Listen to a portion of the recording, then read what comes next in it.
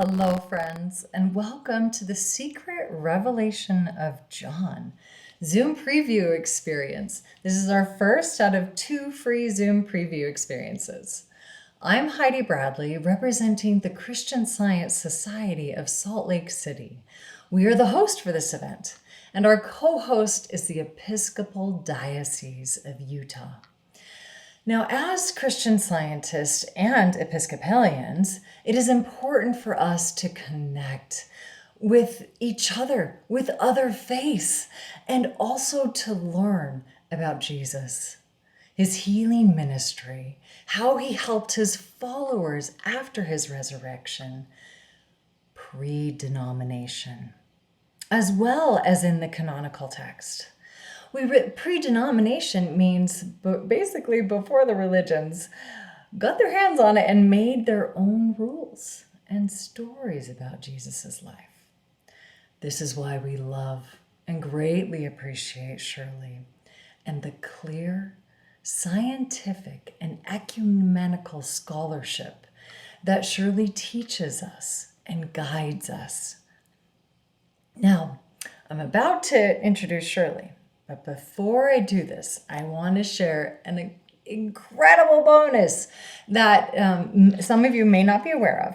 But Shirley is giving us near lifetime access to incredible video course trainings. Now, Shirley does many different video course trainings on what's called Udemy, as well as her website, in different early Christian texts. And with the secret revelation of John, we get to be some of the first to learn this from her and help her guide. So the way that I love Shirley's teaching style is it's very Socratic, so it helps you think better.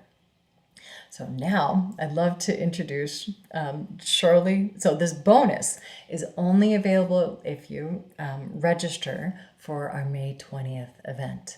So this today, May 11th, or April 11th, and May 2nd, these experiences are available for free to see if May 20th is something that you would like to join us in. On May 20th, we're having both in-person and online Zoom experience. So that's what these 2 events are leading up to the May 20th event. Now, the online trainings will only be available for near lifetime for those who register for the May 20th experience. But right now, you will get access to 12 lessons. 12 out of the 36 lessons from tomorrow, April 12th, through May 15th. Yay! Okay, so now let me introduce Shirley Paulson. Shirley is a doctorate of theology. She is a PhD. She is a principal producer and founder of Early Christian Texts. That is also the name of her website, earlychristiantext.com. Now, Shirley is especially interested in the bridge-making, conversation-supporting, and healing role these ancient texts, long-forgotten extra-canonical texts can be. From her 30 years of healing experience as a Christian Science practitioner, she discovers messages of hope and healing from these ancient texts. Shirley's first book, illuminating the secret revelation of John, Catching the Light, was published in 2022. Now, if you haven't gotten this book yet, and you're only here once, I strongly encourage you to get your own copy and start learning as soon as you possibly can. You can get this right on her website, earlychristiantext.com.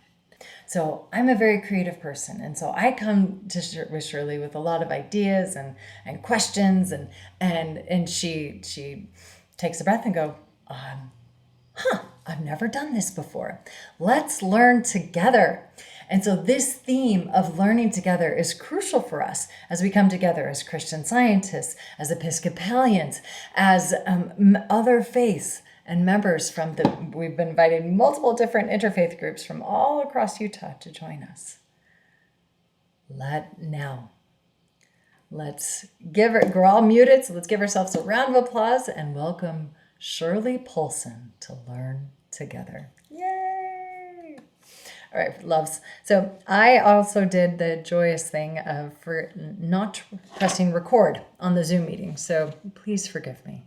So Shirley took the stage, started to express some gratitude and acknowledgement, and then started explaining why she got into this.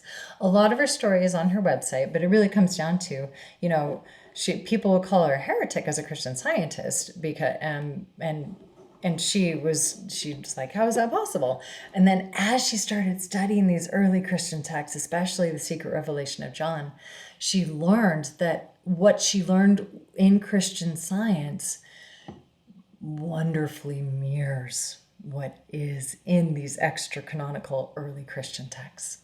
So now she's going to start about mid-sentence. If you have any questions, looking forward to connecting with you. All my contact information is in the emails. And phrases that were kind of startling to me, like healing the word healing is in there, and like a counterfeit spirit, or mind. So there were some interesting kinds of words in there that made me think it was not exactly like the things I had read all my life in the Bible. So I got curious about it and really plowed into it, and I began to find more and more about how it resonated with me, even though it was strangely different in a lot of ways.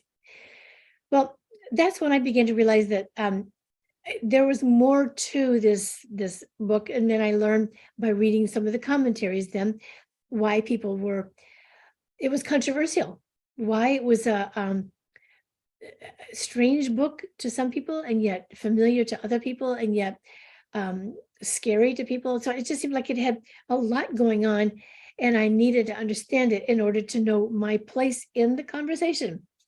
So the more I got into it, of course, the more I loved it and began to see that, wow, this is extraordinary. The world needs to know about it. And so that's what guided me to do my PhD work on the same book. So I realized it was an incredible link for Jesus followers anywhere. And here's why. Well, I'll talk about a lot of reasons, but mainly I was realizing that this book was written before the Protestant Reformation split everybody apart. It was written before Nicaea, which is when the Christian church became doctrinal. And so actually this book is our common heritage. And that made me think that's why this is an important ecumenical conversation to have, because it belongs to all of us. It's not a denominational book. And so even more than that, the fact that it has a way of drawing us together, its message is extraordinary to me. So let me kind of get you into it a little bit just to get a feel for where it's coming from. About 100 years after Jesus, life for anyone who wasn't Roman was grim. And this was the setting for this particular book, The Secret Revelation of John. So the author turned to Jesus to find what might help them through the endless string of tragedies that they've been facing. First of all, as you know, the crucifixion of their leader, and many, many others had been crucified. The destruction of their one place of worship, the temple, and then the occupation by the Romans, military occupation. So just nothing was going right. And it seemed like it was just getting worse. Well, certainly we are not being crucified by the thousands, and we're not having to flee our land. But I think there are other threats which we can relate to.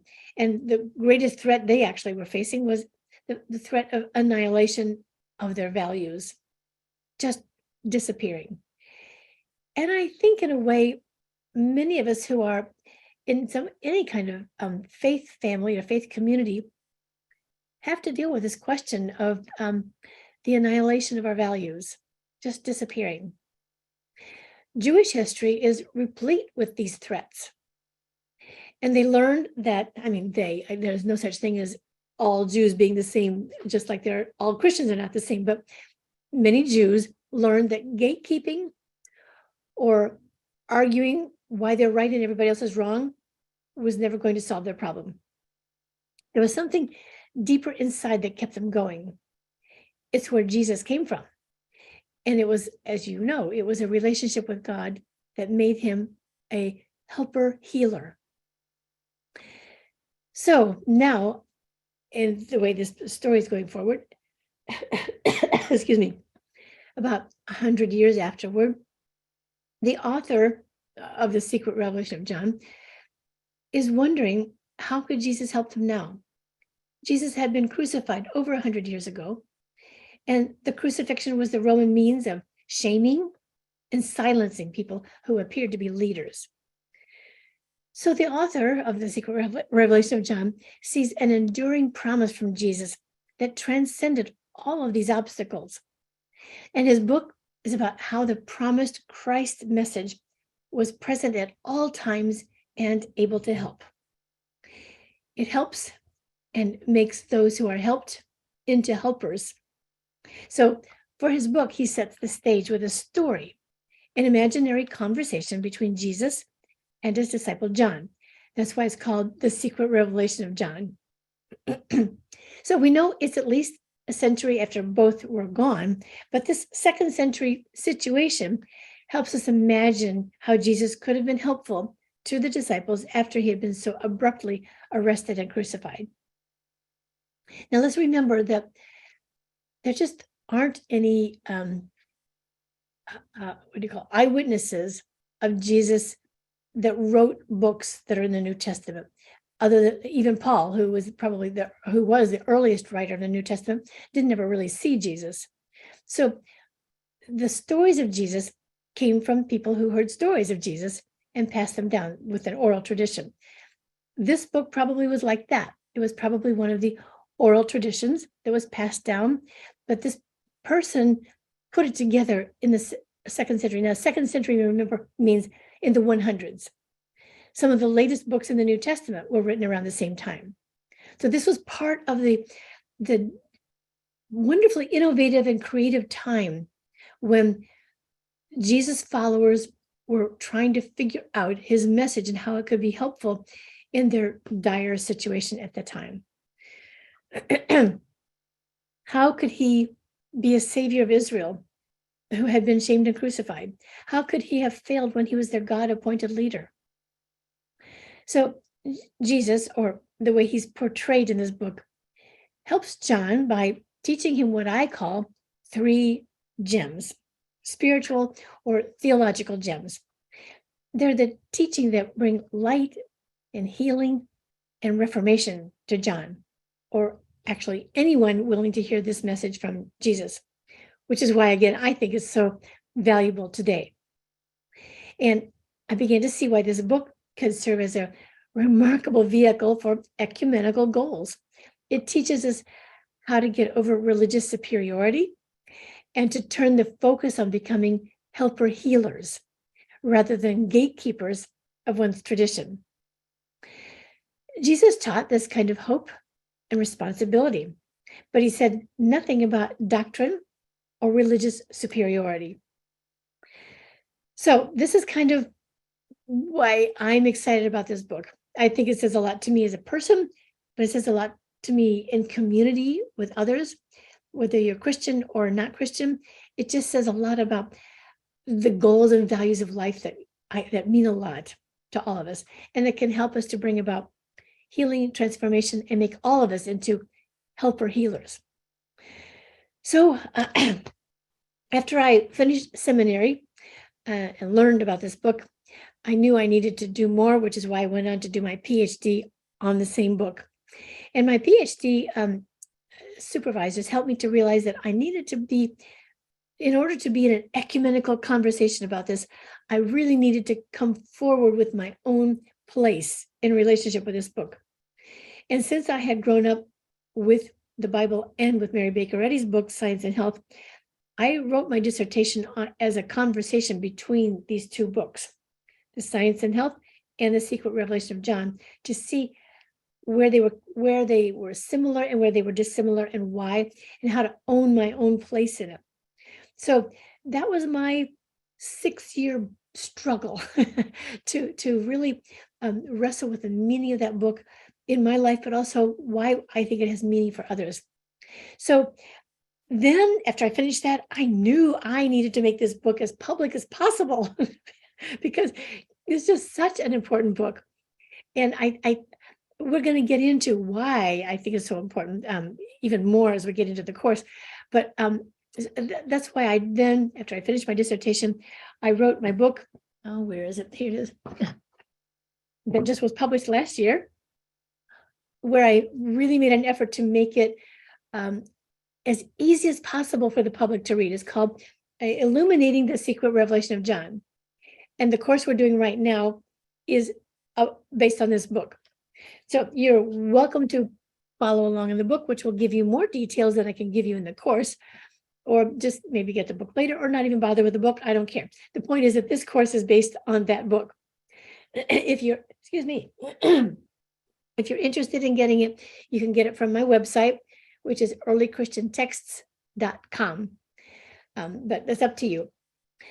So, but I do want you to know that at the back of the book, that is this book, I wrote a paraphrase of the whole Secret Revelation of John, just because the actual text itself is really kind of hard to read. It's, even though it's been translated to English, as I know from my own first time trying to read it, it was like, oh my gosh, it's going around in circles. I do think it makes sense when you really study it, but that's why I wrote the paraphrase. And if you're interested in sort of knowing how the whole text goes, you might like to read my paraphrase about it. Okay, even though it's a paraphrase too, the ideas are deep, and I wrote it in the simplest English language I can find, but even there, the ideas are deep, and so they require thinking. And this course, I'm really grateful that this Christian Science Society has given us a chance to digest some of this before we dive in on May 20th, because it takes time to settle these thoughts. You'll want to take the time to let it move around with you for a while.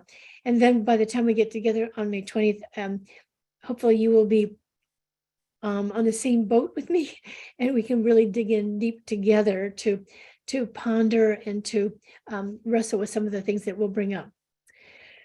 All right, so it is hard to read without guidance because, well, first of all, the original, I mean, not the original, but the only versions we have available in the world are written in Coptic.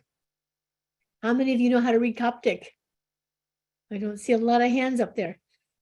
I have to say my own Coptic ability is not all that great either, but I did learn enough to know my way through most of the book. It was probably written in Greek in the first place, but none of the original Greek versions, we don't know where any of them are. The only versions we have are in Coptic.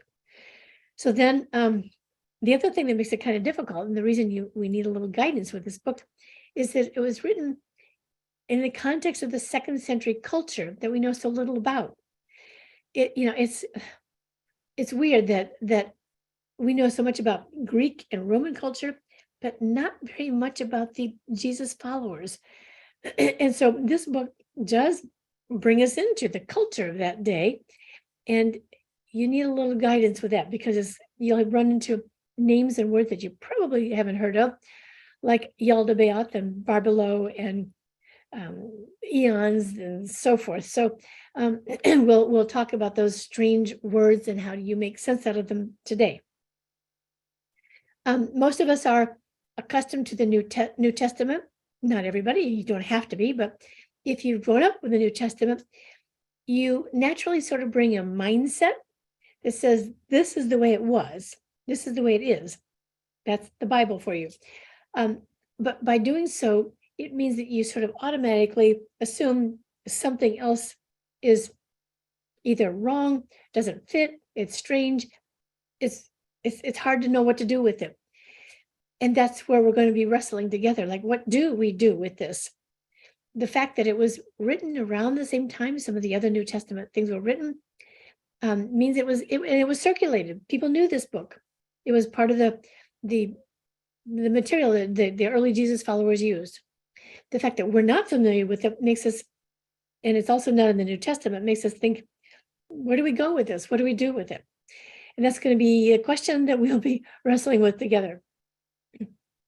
So what I'd like to do now is I'm going to show you the first lesson.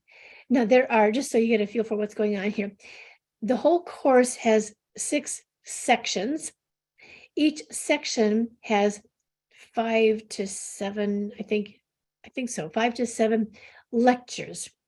So I'm going to show you the first lecture in the first section, and you'll finish after we talk today.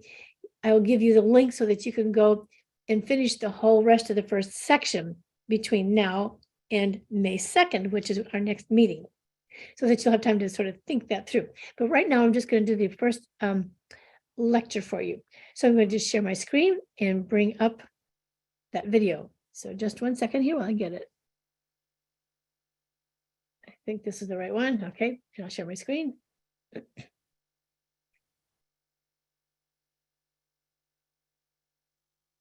Okay, this is it.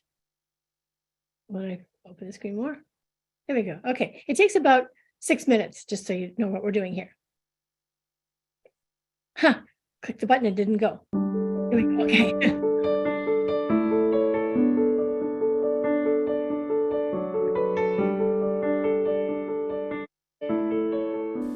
What is the secret revelation of John? The ancient text called The Secret Revelation of John came to light for the modern world in 1945.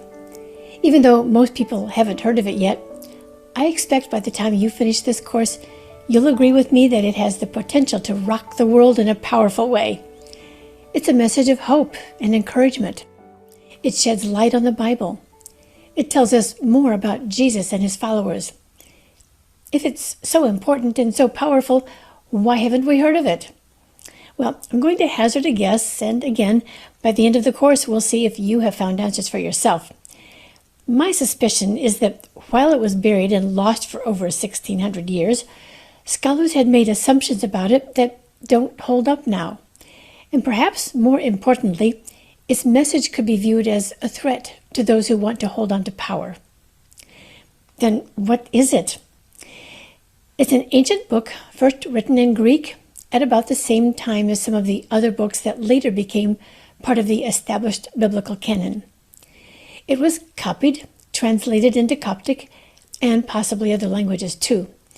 It circulated quite broadly throughout the Mediterranean basin for a couple of centuries. It is about 1/3 less than the length of the Gospel of Mark, but like the book of Acts and the letters of Paul, it tells us more about the followers of Jesus and the impact Jesus left on them than the period of time when Jesus was with them. This course includes 6 sections of study that will help us more fully answer the question, what is the secret revelation of John? In the first section, we will think about why the book might have been written and where it came from. And in the next 4 sections, we'll look directly into the content of the book. The book itself has 3 major sections, but the middle one is so extensive we will devote 2 separate sections to that middle portion of the book. And then in the 6th and final section of this course, we'll consider why this ancient text would be such a powerful book for the 21st century. Since it was written during a period of intense violence and human needs, it gives hope to people today who live with oppression or fear or violence. Or really, it speaks to anyone who seeks healing or rescue from any troubling aspect of life. Since it was written long before the Christian church established dogmatic guidelines, writers were freer to explore new ideas and reach beyond the confines of written rules. Despite the fact that it was missing to the world for so many centuries, it still comes across as an innovative text that inspires and challenges and encourages its readers. We will definitely encounter rough edges around the gems we expect to explore. Strange words and strange ideas will need further explanation for modern readers to recognize the treasure inside. But once we get at the heart of its message, we'll see why it comes alive for us now. We'll sort out the difference between reality and fancy. We'll appreciate why quantum physics supports our understanding of it. And we'll have plenty of opportunity to think through our own relationship to it. Will we let it transform us? Or will we prefer to observe it at arm's length? To help you decide your own relationship to this ancient writing, this course provides several opportunities to pause and ponder its meaning. There will also be 2 quizzes that will help you know if you're learning the course material. In the concluding chapter of the book, we are told that this revelation is a promise of unshakable peace for ourselves and for others who will hear us. But it will remain a secret to those who close their ears. Nobody really knows why the secret revelation of John disappeared. Evidently, it had been well circulated, and people knew of it at least as far away as from Lyon, France, to Central Egypt. That's where we have records of it having been known and read. It had been translated from Greek to Coptic by the time it was lost, because the only 4 copies known in the world today were written in Coptic. 3 of the 4 copies were found in different parts of the Nag Hammadi collection. Just to be sure, if this is your first introduction to the Nag Hammadi library, this is the name of a remarkable archaeological discovery in 1945. In or near some caves near the town of Nag Hammadi, Egypt, a collection of 13 ancient codices was discovered in an ancient jar. Or so the story goes.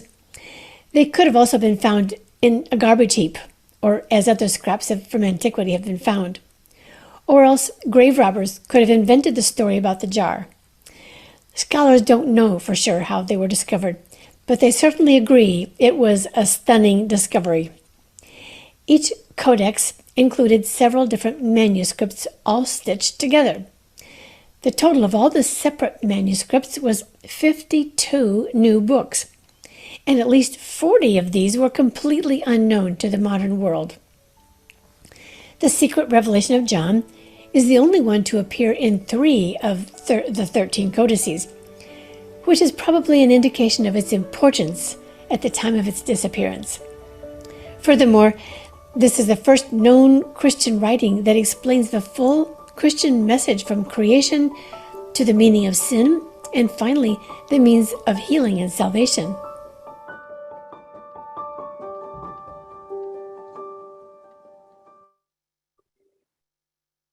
Okay, thank you for being there with me. I wanted to share that with you just so you get a feel for the way the course will be going, that you'll be watching these kinds of videos throughout, and then there will be our discussion time. So that's just kind of what it will look like. So I thought now would be a good time for us to get to know each other as a group, because this requires thinking together. And I'd like to, those of you who would be willing, I'd really love for you to open up your video so we can be together and see you and talk together. So you can, this is a time you can unmute yourself and be together. I'd like to just ask you to tell us, maybe go around the room a little bit and tell us if you've had any experience at all with either the Secret Revelation of John itself, or Nag Hammadi, or things outside the Bible, or just give us a feel for your experience so we know who we are together and how we're going to have these kinds of conversations. So I don't necessarily want to pick on you till I know you, so I'm going to let you volunteer.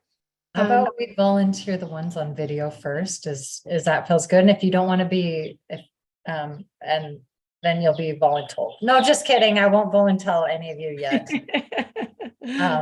But if you're on video, can we start with Marie? Sure. Hello, I'm Marie in Salt Lake City. I am a Christian Scientist and a public practitioner of spiritual healing. I started exploring we'll call them extra canonical writings, probably 30 years ago. Wow. And it really shook my world, I'll tell you. I was a little hesitant to go there just because it was the unknown. Yeah. And I am so very happy that I took the plunge. That's great. So let me just ask you then, when you took that plunge, which is before I did you still respect the Bible, or what happened to your Bible? Oh, absolutely respect the Bible. It didn't diminish the Bible in any way, no. But it sure let me know that there was a wider library out there that deserves some time to be explored. Oh, that's great. Thank you. You're welcome. Great. Sabrina, are you ready? Hi, I'm Sabrina Stillwell, and I used to live in Utah, and I'm also a Christian Scientist, but right now I'm in California. And my experience, I haven't read a lot, but I've dabbled a little bit. I remember years and years ago, and maybe some of you remember, but we had Elaine Pagels at Westminster College. And a friend of mine who is a Christian Scientist, I went to go watch her presentation, and it was just wonderful. But I haven't read in depth. But I am interested in it because of the depth that it brings to the Bible. Because we just know all these are true, and you think about it, is at the end of Mark or the end of John where it says, and if we had written, if we could write all these healings down and all these remarkable things, they would take up many books. And this is just part of those books. So it's fun to explore. Yeah, that's just great. Well, I'm glad you have an exploring attitude about that. That's definitely what we're going to be doing here. Curious. We're all curious, right? Yeah. That's just great. Great. So Tara shared on chat that she would like to share. Can you unmute yourself, please? Oh, you unmute. There you go. Go ahead, Tara.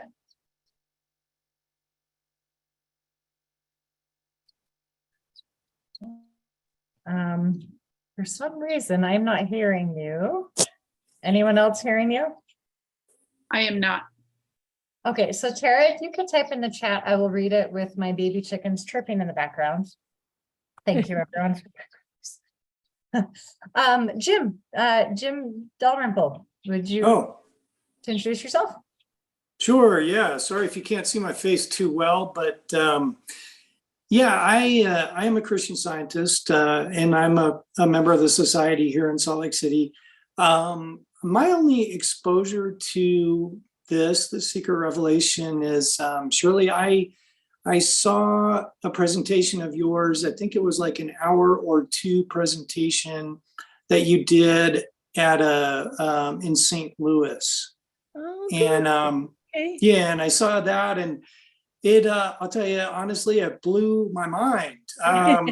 So I wasn't really sure what to take away from it. I don't think it was enough time. So I'm really looking forward to kind of easing into it a little bit more in depth, and kind of pacing myself and going deeper into it. I'm so glad you said that, because you're right. I mean, we can give each other all this information, but it does take time to absorb this and to really ponder it. And I'm so glad that you've given yourself the opportunity to mull it over, to think, to work with it like that. That's just really wonderful to hear. Thank you so much for telling us that. Yeah. All right. Thank you, Jim. And Gidge, please join us and unmute yourself.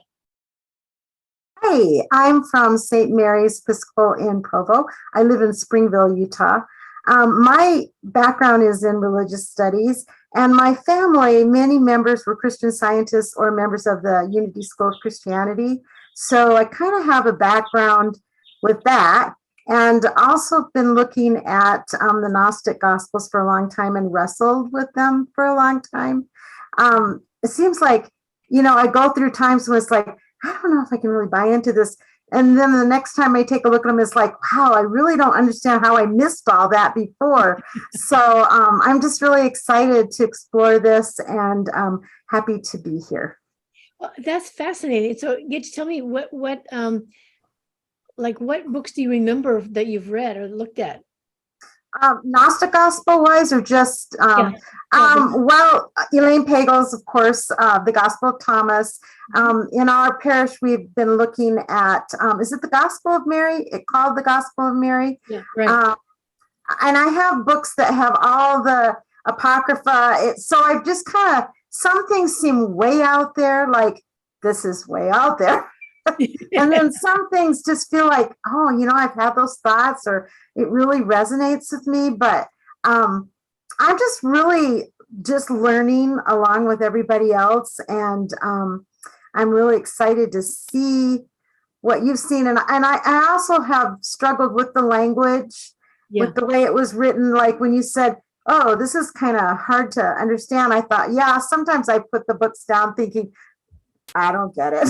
It's a little bit hard for me. So I'm just really excited to have some of these things brought to light. Maybe I can understand them better, and it'll give me time to go back and look at books and digest them more. Right. Great. That's just great. Well, thank you for sharing that too, because again, I'm glad that you bring some experience to it, because you already have dealt with the fact that it's strange and you have to figure out what to do about that.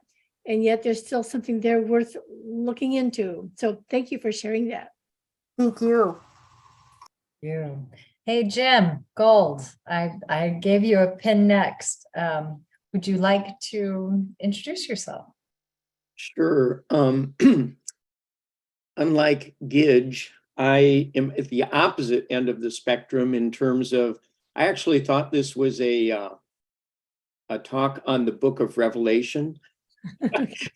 And because I was very interested in that because I've always found it quite challenging and wanted to know much more about it. Years ago, I attended a course by a guy named Cobby Chrysler, who I'm sure some of you know, and was absolutely fascinated by his take on Revelation, but still didn't understand it. So that's why I signed up for this, and we'll see how it goes, I guess, today and in that next meeting to see if this is something I want to pursue. And the reason I have that question as to whether or not I want to pursue it is because, you know, there's so much in the Bible that I've studied for years, and have studied a lot more in the last probably 4 years, and still feel, you know, I still have so many questions that I wonder if it's wise to open up another book and generate even more questions. But I'm hanging in there today, and we'll hang in there on May 2nd, and we'll see. And by the way, I'm a Christian Scientist in Seattle. Oh, okay, great. You know, thank you so much for saying that, Jim, because I'm glad that you are bringing that here, although I am sorry that you felt misled about what this was. Oh, You know, it wasn't at all being misled. It was just, I didn't look at it carefully enough, I'm sure. look, I want to tell you a little story about that. My book is called Illuminating the Secret Revelation of John. And when the publishers showed me the book, I said, oh no, everybody's going to think this is about the revelation in the Bible. And they're going to buy the book and get mad at me. But the name of the actual book is The Secret Revelation of John. But they made it just, they bolded the word revelation. And I go, oh, I hope people don't get mad at me for that. That wasn't my fault. But I'm aware that the book is so similar that people may feel that way. But let me just say this about that I have always loved the Bible. I also listened to many lectures by Cobby Chrysler. I was sort of raised with that love of the Bible too. So I know in terms of that kind of love, what you're talking about. What I found in these other texts is that it actually gives me more of a grounding and a, let's see, how do I say this? Maybe another lens through which to read the Bible. So it is not like it's additional things that you have to add to the Bible knowledge, but rather it gives me a bigger picture. Like it's the same Jesus. Like you read about Jesus, in 4 gospels in the Bible. And when you read about Jesus here, it expands your view of how to understand Jesus in the other gospels too. So I just find that, to me, this kind of thinking deepens and strengthens my own view of the Bible itself. That doesn't compete with it, just simply gives more lens of light to it. So I hope that happens to you. Well, thank you for sharing that. I appreciate that. Yeah, great. Thank you. All right, Bran, let's have you introduce yourself. That would be awesome. Hi everyone. Sorry, I'm Bran. I'm in New York City, and so we're covering all the coasts here. Yeah, I'm a Christian Scientist and I guess a baby biblical scholar. Not really a scholar, but I didn't know anything about the apocryphal text or anything, and I'm always like to learn more. So I was reading on Wikipedia before this about like a little bit about it. I was like, oh, monads, and all these different words that I've heard in other philosophical texts and stuff, and I was like, okay, it's going to be really interesting and stuff. So very excited.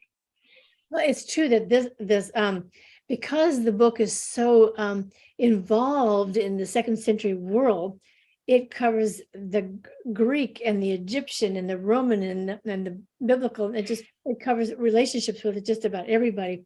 And it's that's why I think it helps me understand the Bible, just because it's so directly connecting with all these different influences going on at the time, that you realize all these things are happening when the Bible was being written.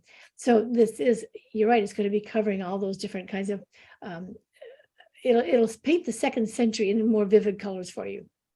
And sorry, and one other thing I also am really curious about, I don't know if this is really part of this book, but I know in Science and Health it talks about like the first 200 to 200 or 300 years after about healing, and I'm really curious about what that looked like and what that was. So. Yeah, it's a very curious thing that about what happened to healing during those 300 years before the church councils identified what Christianity was and wasn't. And so I think we'll get into what healing meant and what it looked like. There aren't any stories of healing in this, because it's simply the story about Jesus talking to John about his faith. So there aren't any stories, but actually the whole book is about the theology of healing. And so we'll get way into all that as the book goes along. So, and we can talk about what did healing mean and how did they do it and all those things as we get into the course. So that'll be a good question to keep in mind. Thank you. Thank you. All right, Sin, please introduce yourself. Hi, Shirley. I'm Cynthia Ma, and I'm a Salt Lake City person also. I have not taken any time to look at the any other gospels, so this is all new to me, but very interesting, and I'm looking forward to hearing everything that you have to say. That's just great. I love an open mind. It's open and accepting. Have you been a long-time Bible reader, or how do you deal with the Bible? Yes, I've been a long time Bible reader and a Christian Scientist all my life. So yeah, I think I've got that down pat. And the society is certainly teaching me to look at different translations and get different meanings of different passages. So that's very enjoyable. Okay, very good then. Great. Thank you. So Tara, I think I'm thinking. Can you hear me? Yay! Yes, A friend, Jessie Barth, just told me about this afternoon, and I'm just fascinated by it. I'm a Christian Scientist, a longtime Christian Scientist, birth cradle Christian Scientist, I guess, and I'm very. I do a lot of practice. Everything I do now is for the church, administrative kind of everything. I'm in southwestern Pennsylvania. Okay. And my background is in archaeology, anthropology. Mm, And when I was, but that was like 60 years ago, and I'm just totally bringing that anthropology and archaeology to my Bible studies. I mean, when I was second reader years and years ago, I'd read the Bible in several translations for the second from them. And that is so vital to understand the cultural context of these healings. I mean, so many of things in my practice have become like gleaning, understanding the really implication of what culturally gleaning meant. It wasn't just throwing away leftover crops. And when I've heard about this, I've perused the Coptic. I mean, I've perused it. I go to the Greek and the Hebrew for every word in the lesson, and I'm really excited about this because there's been so much really impactful discoveries in archaeology and anthropology now, that, and also looking into the Roman writings and the Greek historians and seeing how they the connection between the Greek philosophers going through the Christian. And I'm just really excited to get to study about these. And I'm not even sure what the course is because I just popped in. So thank you for doing this. Do you have a Coptic vocabulary gazetteer or something? well, yeah, I was going to say, so do you know any Coptic or not? Do you do Greek? No, I don't. I really would like to. I've been working a little bit on the Aramaic. Wow, but, okay. But not. And I've been to a Coptic, in Egypt, I've been several times to Coptic churches and Coptic in Egypt, some of the things. But thank you so much. That's just great. Well, I will be curious to know if you, by the end of this course, whether you agree with me or not, that this discovery at Nag Hammadi is the most, how shall I say, the most important archaeological find in the world. I'll let you know. This is the first I've heard of your book. I know that's saying quite a lot, but I'll just give you a little hint as to why I think so, because you know, as we all sort of realize that the weight of Christianity in world thought and history, right there. And when you consider that these the texts that were found at Nag Hammadi are more than the amount of texts that are in the New Testament, this is an enormous opening up of the whole understanding of Christianity that we haven't had ever before. So I think, and this one book is the most important book in all of Nag Hammadi because it appears in Nag Hammadi 3 times. It's the only book in the Nag Hammadi collection that appears 3 times. It was that important. So I just can't help but think that there's something hugely important about this particular book that we'll be talking about as we go along. So I'll be curious at the end of the course what you think. Thank you so much, Tara. Thank you, Shirley. If anyone else would like to, please, you can either raise your hand. You do that by clicking participants, and you can raise hand, you can send a reaction, or you can send in the chat. We'd love it.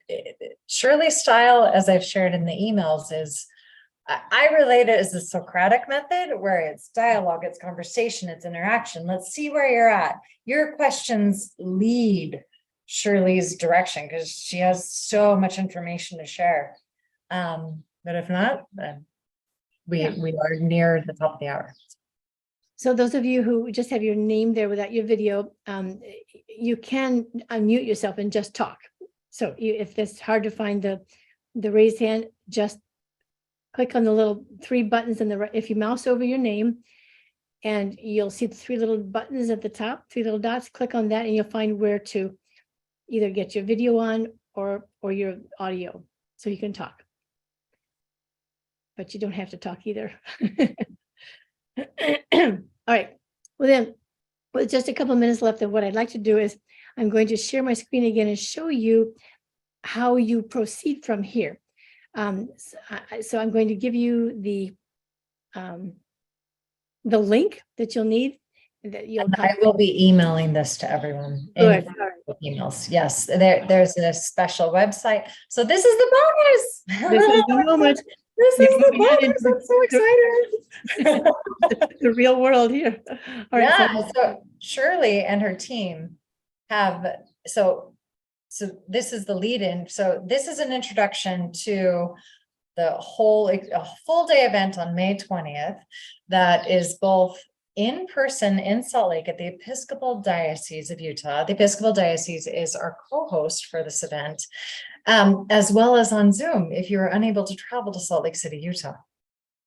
And as a special bonus, Shirley and her team have created the entire the entire video series, all 6 sections, all 36 lectures available for those of you who register for the May 20th event. Now, if price is a challenge, then please, you are welcome to apply for a scholarship. We have ample scholarships available for all to attend. We welcome thinkers, whether you pay or not, it does not matter. And so I'll be following up with emails to, send not only what Shirley is sharing on the screen, the website where this is, her team has created this gorgeous website where you can access all the videos. But the really cool bonus is even if you don't join us on May 20th, what Shirley has done is that she has the 2 introductory videos available for all participants. Yay! So please, pull it up. Share it. Yeah, Right. make it big. So when you go to that URL, which Heidi will send to you, and this is the password, capital S, capital R, capital J, Secret Revelation of John, intro, don't forget the capital I, because it is case sensitive for the password. Then you will come here, and this is what it will look like. Let me just open that up a little bit. You can, okay, so you'll see that, well, first of all, this is the whole website here. It's called Early Christian Texts. And you can, by the way, you can find the book. Where is the book? Research, Paul's book. You can find the book there if you want to find the book itself. But this is your page, our private page. Please do not share this link with anyone else. That's why it's password protected for this one page. Okay. So on this page, you'll find, a little introduction here, section 1 and section 2. For next time when we meet on May 2nd, I would like to ask you to please finish section 1. We did the first lecture lesson, which is right here, lesson 1. And when you click on section 1, or actually you come down here and click on this, it'll take you through the whole first section, which includes all 5 of these lessons. Also, there will be in lecture 4 here, an activity called Pause and Ponder. You'll get used to the idea that we're thinking our way through this. And you click on this right here, which will give you the PDF. Right here, it's called Pause and Ponder. When you get to lecture 4, you click on that, it will appear somewhere wherever you get your downloads on your computer, and then you'll have the PDF there to do that activity.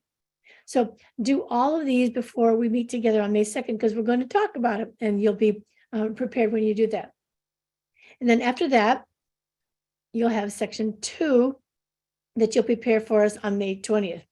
So you'll have all this done before we meet on May 20th. And on May 20th, we're going to finish the whole rest of the course together, which will be sections 3, 4, 5, and 6, and all the things that go with it. So I want you to be prepared because we're going to need, we'll have a lot to cover before then. I want you to have a chance to think about these things before we get into it. So if I'm clear enough, you're going to finish section 1 for May 2nd. Does that make sense to everybody? Yes. Hooray. Okay. Then that's it for me. And any other last minute questions or comments before we head off on our own on this? Can you explain Coptic? Yeah, good point. So Coptic is the Egyptian language, and it's like the ancient Roman and Latin and ancient Greek. It's an ancient language that died out, but it was the language of the Egyptians, and so much of early Christian followers, early Jesus followers, many of them were in Egypt. So if you sort of have a geographical picture of the Mediterranean Sea, you know that that Israel is over there on the side of the Mediterranean Sea. Then Paul traveled mostly north, but a lot of Christian things happened down on the other side of the Mediterranean Sea around in Egypt. So the reason that these texts were found in Coptic is that in Egypt is very dry, and the ancient text didn't fall apart. Whereas in the north around, in Israel, it's too humid and things have crumbled and died away. So that's why the things that were written in Coptic in Egypt have remained. So thanks. And I see, Brian, go ahead. You got your hand up. I actually I've canvassed in Jersey City, and there's a lot of Coptic Egyptians who live there, and and I was like, and they have a lot of very visual, interesting visual language throughout the buildings that they live in and stuff like that. So, but I had not really encountered that before in real life, let alone just across the way in New Jersey. So there you go. That's very interesting. Thank you. In fact, my son lives in Jersey City, so I will be there to look for it. What you're talking about. That's very interesting. Wow. Okay. Thanks for telling us that. All right. Any other questions or concerns before we head off into May 2nd? I just got one question. So how long are each of the sections? Do you have like a certain amount of time? How long will it take us to do? They range from about 30 to 40 minutes. And but with the activity, it'll take at least 10 minutes more to do the activity. Okay. And they're not all the same. So they have a kind of a range from 30 to 40 minutes. Okay. And then, so sections 3 and 6 conclude with a quiz. My thought is that we won't take the time to do the quiz when we're together on May 20th, because we want to spend the time talking to each other. So my thought is that you'll take the quizzes home and do them at home just on your own, just to sort of see how well you are digesting everything. So it's only for you anyway. It's not like you're being graded. It's just for you to just know for yourself what you've been doing. So so that means that sections 1, 2, 4, and 5 all have a pause and ponder section in them that you want to take the time to really think about. Okay. That's a good question. So I do encourage you to I encourage you not to do this at the last minute. That's my issue. Yeah. Because I want to be prepared. Yeah, you want to think about this. And I would recommend that you keep a little journal beside your viewing so that you can pause it, write down your notes and thoughts and questions, so that when we come together, you'll remember what we did in that particular section or something that you want to ask about or talk about. Okay. So take your time with this. Don't rush through it. There's so much to think about. And you don't want to just, rush through and not remember anything. So my goal is to help you feel like you mastered this by the time we're done, and you feel like you understand something important. So good question. Yes, Jim, go ahead. Yeah.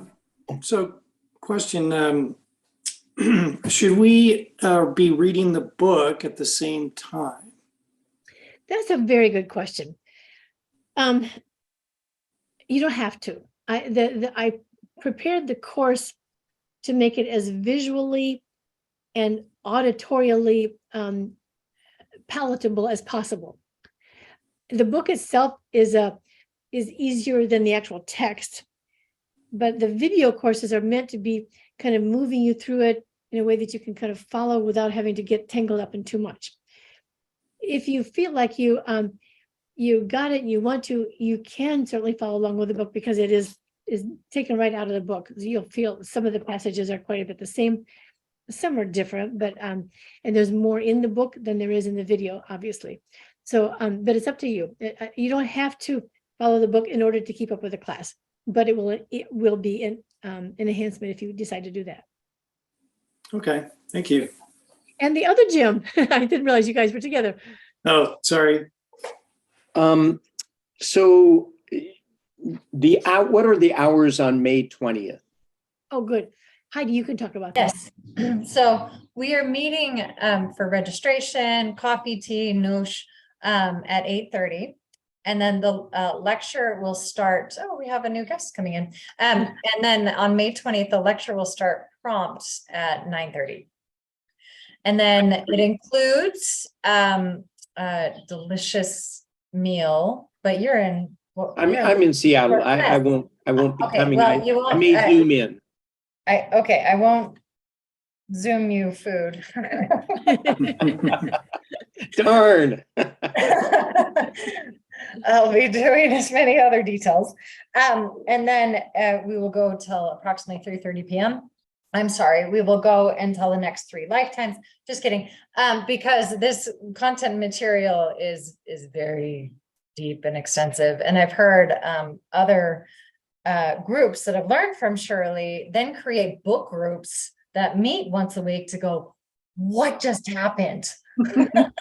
To learn is because it's as we deepen our study of early Christian text, the more we get into it, the more we go, oh, I don't know much.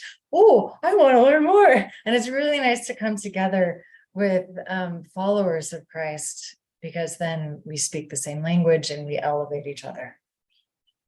Well said, Heidi. Thank you so much. Yeah. And that's a great question, Jim. I'm sorry. I will probably have to watch people eating by Zoom and see. I want to see how that works too. So here's